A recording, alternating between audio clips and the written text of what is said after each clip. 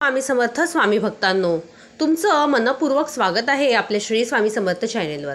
तर स्वामी भक्त हो, आजच्या व्हिडिओमध्ये देवाऱ्यामध्ये तुम्ही देवासाठी पाण्याचा तांब्या, ग्लास किंवा छोटासा गडू ठेवता का?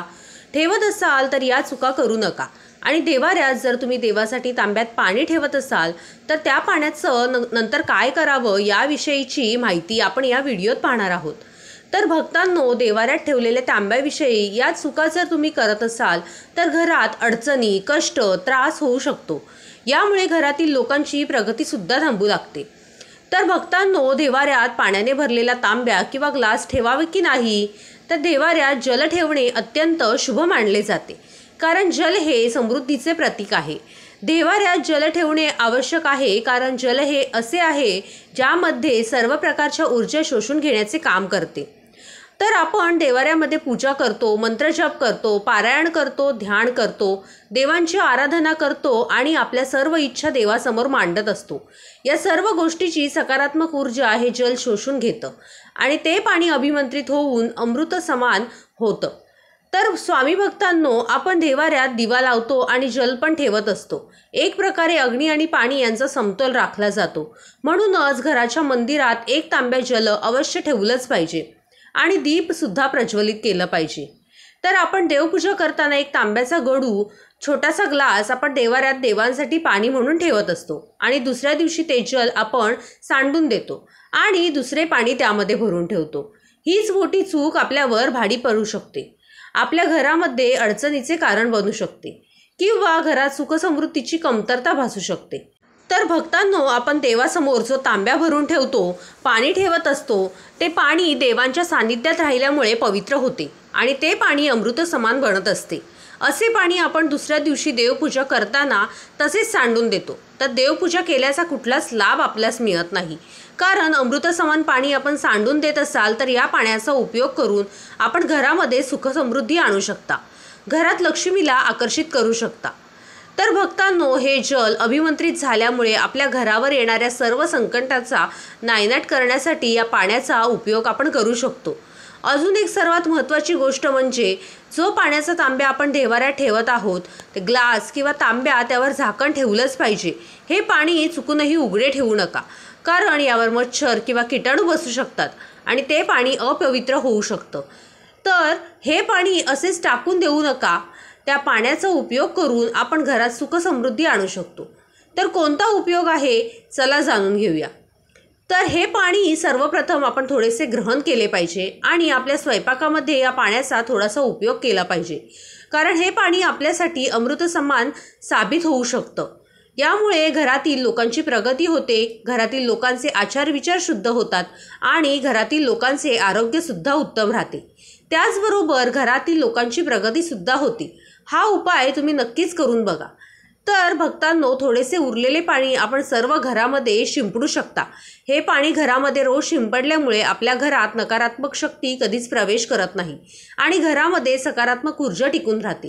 हे जल सकारात्मक ऊर्जेने भरलेले असते, त्यामुळे घरात कोणतेही आजार होत नाहीत आणि जर घरात कोणी आजारी असेल तर त्यांना हे जल आवर्जून पाजलं पाहिजे, कारण हे जल खूप पॉवरफुल असते। यामुळे रोगांपासून मुक्ती मिळते। तर घरात सतत वादविवाद होत आहेत, घरामध्ये मतभेद होत आहेत, घरामध्ये एकमेकांचं जमत नाही, घरामध्ये क्लेश होत आहेत, तर स्वयंपाकामध्ये या पाण्याचा उपयोग केल्यामुळे घरात कधीही भांडणं होणार नाहीत, त्यांचे आचार विचार शुद्ध आणि पवित्र होतील।